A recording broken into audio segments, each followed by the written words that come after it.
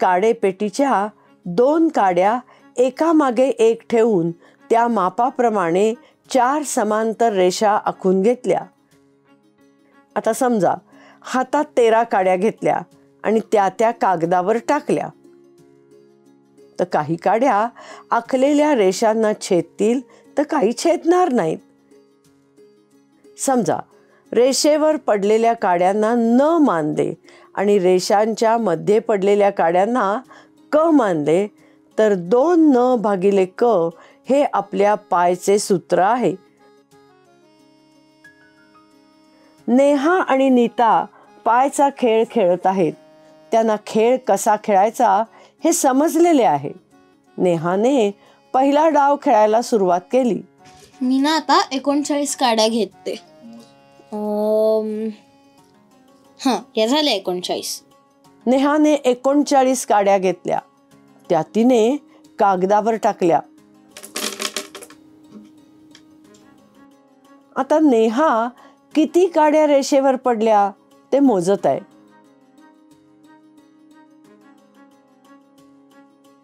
रेषांच्या मध्ये पडलेल्या काड्या तिने बाजूला काढल्या.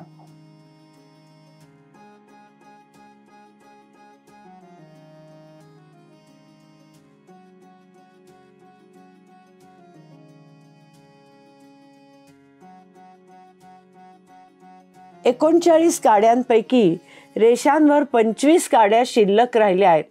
25 काड्या झाल्या. मी 39 काड्या घेतल्या होत्या आणि आता 25 राहिल्यात रेषेवरती. म्हणजे नेहाने कागदावर गणित सोडवायला सुरुवात केली. 39 गुणिले 2 बरोबर 78. 78 भागिले 25.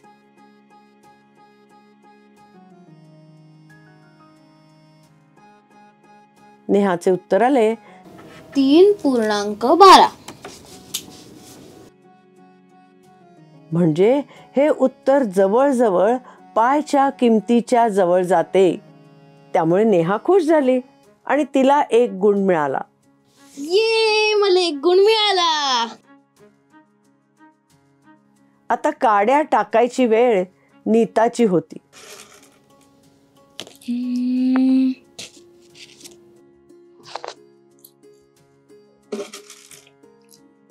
माझ्याकडे 58 काड्या झाल्या. तिने 58 काड्या उचलल्या आणि त्या कागदावर टाकल्या. आता नीताने रेषांच्या मध्ये पडलेल्या काड्या बाजूला काढल्या.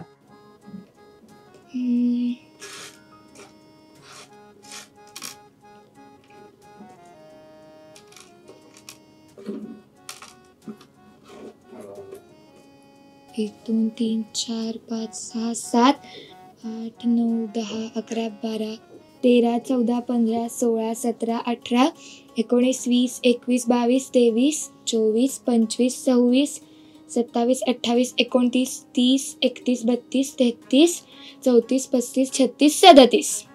रेषांवर 37 काड्या शिल्लक राहिल्या. नीताने कागदावर गणित सोडवायला सुरुवात केली. 58 भागिले 37. 58 गुणिले 2 भागिले 37 बरोबर 116 भागिले 37. नीताचे उत्तर आले. माझं उत्तर आलं 3.135. 3.135. येस, मला पण 1 गुण मिळाला. नीताला देखील 1 गुण मिळाला. त्यांनी पुन्हा दुसरा खेळ खेळायला सुरुवात केली. नेहाने काड्या उचलून मोजायला सुरुवात केली. तिने 13 काड्या मोजून घेतल्या. 13 काठ्या झाल्या आणि आधीप्रमाणेच कागदावर टाकल्या. रेषांच्या मध्ये पडलेल्या काड्या तिने उचलून घेतल्या.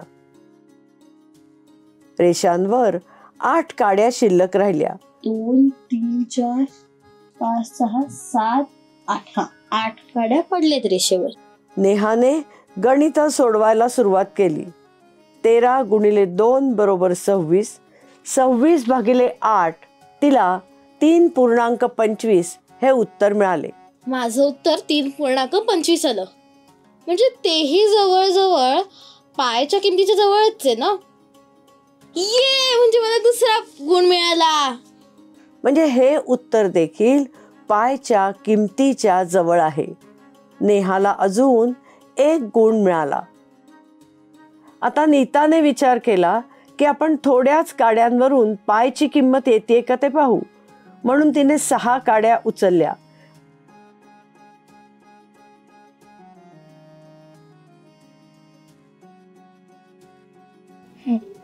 या झाल्या माझ्या 6 काड्या. आणि कागदावर टाकल्या. त्यातल्या 2 काड्या रेषेवर पडल्या. 2च काड्या रेषेवर पडल्या. गणित सोडवायला सुरुवात केली. म्हणजे 6/2 बरोबर 6 × 2/2. माझं उत्तर आलं 6. मला नाही बाई गुण मिळाला. तिचे उत्तर 6 आले. डावात तिला गुण मिळाला नाही. आतापर्यंत गुणसंख्या झाली 2 डावात. नेहा 2 गुण आणि नीता 1 गुण. नेहाने पुढचा डाव खेळायला सुरुवात केली. तिने सगळ्या काड्या उचलल्या.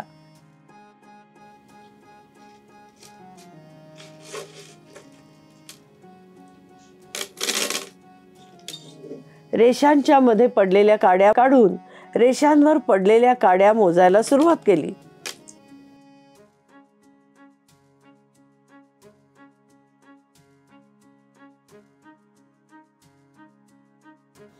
पाच, 6, 7, 8, 9, 10, 11, 12, 13, 14, 15, 16, 17, 18, 19, 20, 21, 22, 23, 24, 25, 26, 27, 28, 29, 30, 31, 32, 33, 34, 35, 36, 37, 38, 39, 40, 41, 42, 43, 44, 45, 46, 47, 48, 49.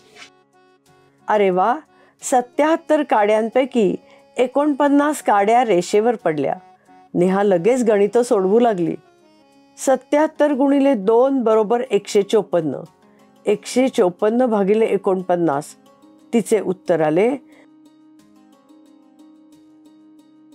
3.142. हे तर पायच्या किमतीच्या सगळ्यात जवळ आहे. ये, म्हणजे मला अजून 1 गुण मिळाला. अरे, हे तर पायच्या किमतीच्या अजून जवळ आहे. म्हणजे नेहाला अजून 1 गुण मिळाला. नेहाने बरोबर उत्तर काढले. आतापर्यंत तिला 3 गुण मिळाले. आता नीताने खेळायला सुरुवात केली. तिने 10 काड्या उचलल्या. मी घेतल्या 10 काड्या आणि कागदावर टाकल्या. रेषेवर पडलेल्या 4 काड्या उचलल्या. 10 पैकी 4 काड्या लाईनवर पडल्या. नीताने गणित सोडवायला सुरुवात केली.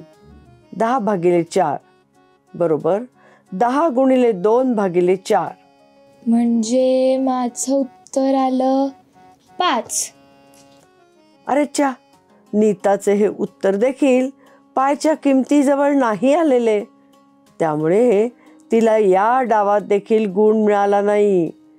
या खेळात नेहा जिंकली. जिंकले मी.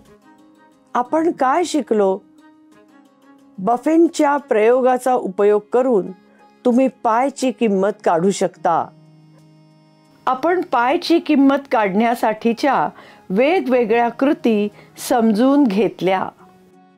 स्वाध्याय: सुया किंवा आईस्क्रीमच्या काड्या वापरून तुम्ही हा प्रयोग करून बघू शकता.